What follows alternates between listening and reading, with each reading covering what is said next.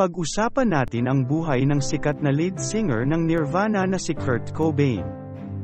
Ipinanganak noong Pebrero 20, 1967 sa Aberdeen, Washington.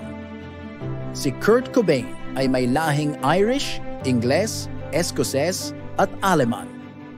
Mula sa kanyang pagkabata, ipinakita na niya ang talento sa musika at sining na naimpluwensyahan ng kanyang mga kamag-anak.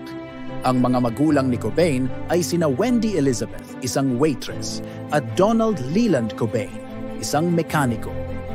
Naghiwalay ang kanyang mga magulang nang siya ay 9 na taong gulang. Dahilan kung bakit hindi naging masaya ang kanyang buhay noong siya ay bata pa lamang. Minsan naaresto si Cobain dahil sa vandalismo sa ilang gusali. Siya ay pinagmulta at binigyan ng suspensyon na naging sanhi ng kanyang madalas na pagliban sa paaralan. Sa kalaunan, nag-drop out siya sa high school at hindi na nagtapos ng pag-aaral. Dahil sa kawalan ng gabay mula sa mga magulang, siya ay nalulong sa iba't ibang bisyo at barkada. Nasubukan niyang makitira sa kanyang mga kamag-anak at mga kaibigan.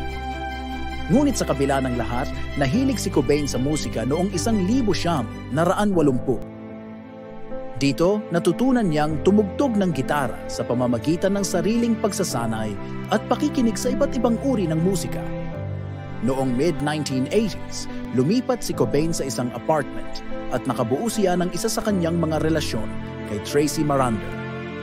Hindi naging maganda ang kanyang mga karanasan sa pag-ibig at ilan pa sa mga babaeng dumating sa kanyang buhay ay sina Toby Vale, isang independent musician at aktivista. Sa kalaunan, nakilala niya si Courtney Love na naging kanyang kabiyak noong 1972. Abala si Cobain sa paghahanap ng mga kasamang makabuo ng isang banda.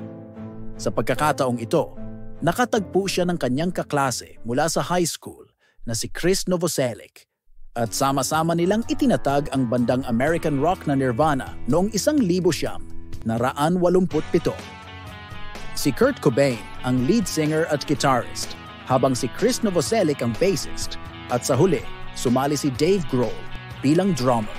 Sa kabila ng hindi magandang simula ng banda, nagsimula ang kanilang katanyagan sa industriya ng rock music noong maagang bahagi ng taong 70. Maraming concerts, awards, at hit songs ang dumating sa mga sumunod na taon. Ngunit kasabay ng tagumpay, nag-umpisa ring lumala ang kanyang pagkakalulong sa heroin, isang ilegal na droga. Noong 1974, habang nasa Kekri-Panilang European Tour, isinugod si Cobain sa ospital sa Roma, Italy noong Marso 4 dahil sa drug overdose, kung saan uminom siya ng 50 pills. Dahil sa mga insidenteng ito, pumasok siya sa isang rehab sa Los Angeles, ngunit hindi ito nagtagal at siya ay bumalik sa kanyang hometown sa Seattle. Noong Abril 8, 1974, natagpuan ang kanyang bangkay sa kanyang bahay sa Seattle, Washington, ng isang electrician. Katabi ng kanyang bangkay ang isang suicide note at isang shotgun na umano'y ginamit ni Cobain sa kanyang pagpapakamatay. Maraming hula ang pumapalibot sa kanyang pagkamatay at itinuturing siyang isa sa mga pangunahing influensyang lead singer at songwriter ng Nirvana noong ika-70. Hanggang sa kasalukuyan, ang musika at impluwensya ni Cobain ay nananatili at patuloy na pinapakinggan ng mga susunod na henerasyon.